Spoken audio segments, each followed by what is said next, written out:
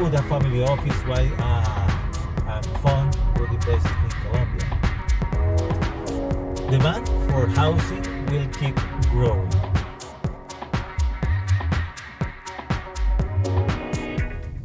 Why would a family office, why a fund would invest in Colombia?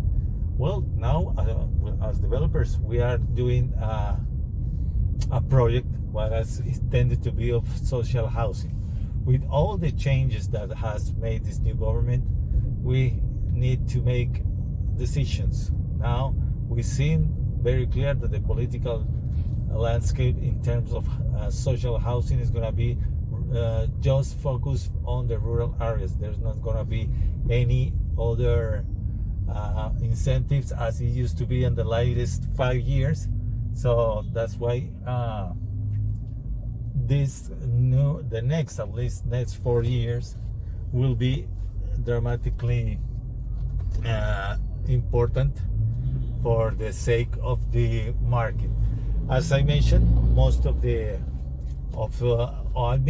at least 70% of all housing sales are social housing. So this was a dynamic because subsidies were available, the middle class were growing, or at least the middle class that was emerging to other things was important. So that's what we see. The thing is that not many other projects are doing. I'm here scouting for the Girón area. Girón is a town, a municipality of 150,000 inhabitants, and this is most of the place of the workforce. Yeah, this is where in the metropolitan area of Bucaramanga, one of the it's around the 5th largest city in Colombia, where I live, and we see that this is an area where the demand for housing is increasing. I mean, this is a town that grew in the last 20 years, and it's because the workforce in Colombia, industrial, as a development country, is growing and growing, and we see that this is an important part of what we as developing countries are experiencing. So what we see, I was trying to see, because there are also a different type of housing, like the one maybe you see here, that is for workforce, don't need a subsidy from the government. So that's something that we have to see and start seeing, and there is a huge market. Also, the thing is that there are some developers that are giving direct financing. That's something that is an alternative, and with the yields and in order to protect from the high interest and all the things that can have that are external, and we can control. What we can do is know what kind of customers are acquiring this, and what is the market available. So that's what we see at this point. Demand for housing will keep growing.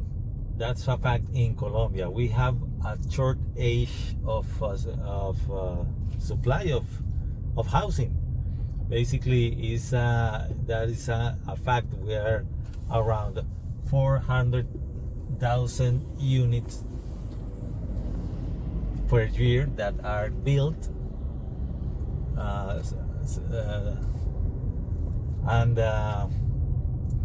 no matter what the policies, what the government, everything, how people will still needing housing, and what is the most population in a countries like Colombia that is growing, that is a big country with 48 million people, is the workforce. Basically, the workforce is the one that would need housing, apartments, where to live, especially here in Colombia, where we tend to associate housing, yeah, with wealth, and that's also a cultural thing. So what we were doing, and that's what I want to tell about what is my experience as a developer. We started a project a year ago because the program of the social housing was like a state policy. Yeah, we have the latest 12 years that it was important to give subsidies to people to buy, to the middle class that was growing. The economy was growing in the years, so that's what there was a program called Mi Casa Ya that was very well established, and it helped at least 250,000 subsidies or people to get access to a good project. So that's what we did. We started doing it in 2021, because after the pandemic, there was also a dynamic that was increasing. You have to bear in mind that from the total amount of sales yearly, at least 70% was of social housing. So that was an important drive of the market.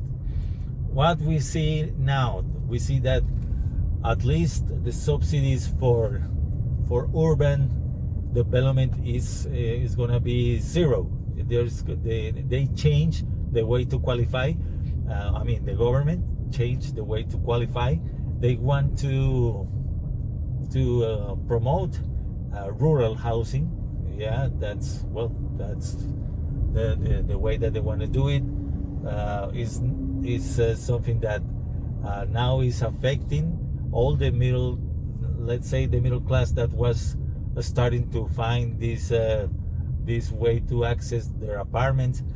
The secretary, the young people that were starting to enter to the workforce. But well, is as everything or as in the real estate industry, this is a cycle. So the important here is what do you do to be sustainable in the long term. We have a company that is 45 years in the market, and we have gone through the ups and downs. So what we need now is to adjust. Yeah, if there is no subsidies, we still believe that there is a demand for the workforce, the people that still are in factories, that are independent, that a lot of people that live